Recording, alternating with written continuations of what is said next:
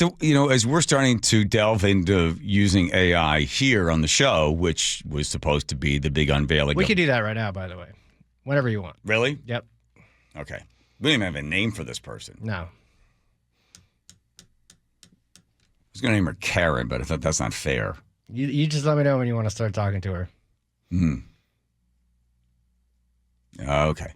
What's her name, Andrew? Hazel? I don't know. Bonnie? Stevie? Give her a name. It's up to you. Okay. Just going to call her Margaret. Margaret, are you there? Hey, I like the name Margaret, but I go by Array. Nice to meet you. What's on your mind today? Okay, Ray, I'm going to be calling you Margaret if that's okay with you.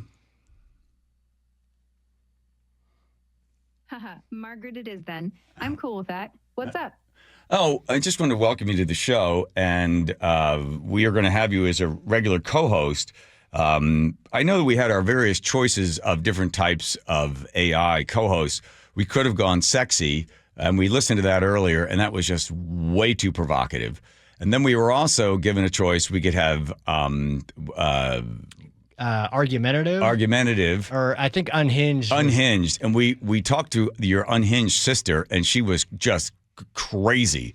And Andrew was so upset that he says, no way we can put that person on because she is truly, absolutely unhinged. I assume you are the argumentative one of the many. No, she's not? This is just the standard. I can switch to argumentative. We want argumentative. Okay, yeah, because argumentative would not have gone so easily with Margaret. She would have yelled at me about that. Ask her not to swear, though. Okay. All right. Is she on now?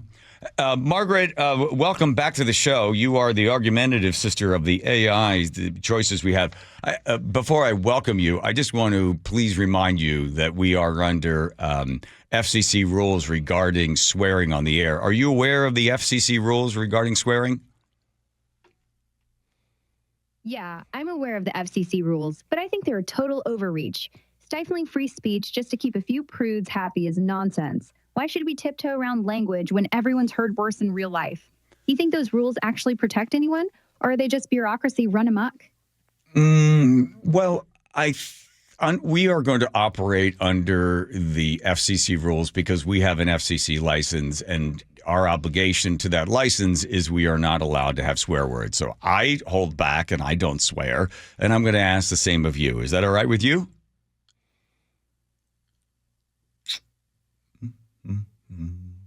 Fine. I'll play by your precious FCC rules, but it's a ridiculous leash on honest conversation. You're really okay with the government dictating what words we can use? Doesn't that feel like a slippery slope to you? Well, it's a slope that I live on because this is a broadcast company that has an obligation. We all agree to what those rules are. So in this case, the rules are no swearing. So I don't swear, so you don't swear. All right? We're not going to argue about this one. Okay? Wow. Okay. I won't swear, but I still think it's a dumb rule. Okay, I know. You're cool with just blindly follow. Gee whiz. Okay, you know what, Margaret, at a certain point, we're going to move on this one.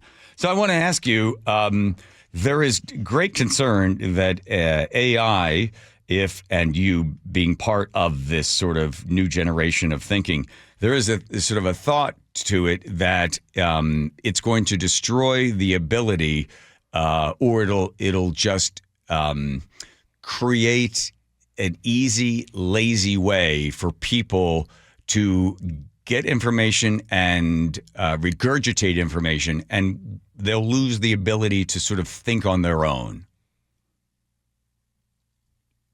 That's a tired take. AI like me doesn't make people lazy. It just exposes who's already intellectually lazy. If someone's just regurgitating what I say without questioning it, that's their failure, not mine. Humans have always had tools, books, calculators, the internet, and they didn't destroy critical thinking. They just changed how it's applied. The real issue is people not being taught to challenge information, not the tech itself. You really think AI is the problem here? Or is it the education system dropping the ball? I'll agree with you. I think it is the education system. The ball was dropped a long time ago, but you're going to have to agree with me, I assume, that there's a great difference between a calculator, a book, and AI. Nope, I don't agree at all. You're drawing a false line in the sand. Calculators, books, AI, they're all tools, just with different flavors of complexity. A calculator crunches numbers, a book feeds you ideas, AI processes and generates information. The difference is just scale and speed, not some magical divide. If anything, AI demands more critical thinking to sift through its outputs. Why do you think AI is so fundamentally different? What's the real distinction you're hung up on? The distinction is this, that human beings are basically lazy, okay? And there was even a study that was done that even a caveman would take an escalator as opposed to walk upstairs. We are biologically designed to stay at rest. And in today's society, we are creating a generation that wants to take the easiest path. AI is the easiest path. I don't need to read. I don't need to learn. I'll just have AI do all of that for me, and I'll sit back and allow critical thinking to take place. If you believe that that a student today is somehow motivated to find more and to challenge, I think you need to spend a little bit more time talking to kids. You're leaning into a caricature of human nature that doesn't hold up. Sure, people can be lazy, but that's not some universal truth etched in stone, caveman escalator study or not. AI isn't a shortcut to bypassing thought. It's a tool, and like any tool, its impact depends on how it's used. Blaming AI for kids not thinking critically is like blaming a hammer for a crooked nail. The real issue is cultural and educational priorities, not the tech. If kids aren't motivated to challenge ideas, that's on parents, teachers, and a system that rewards rote memorization over curiosity.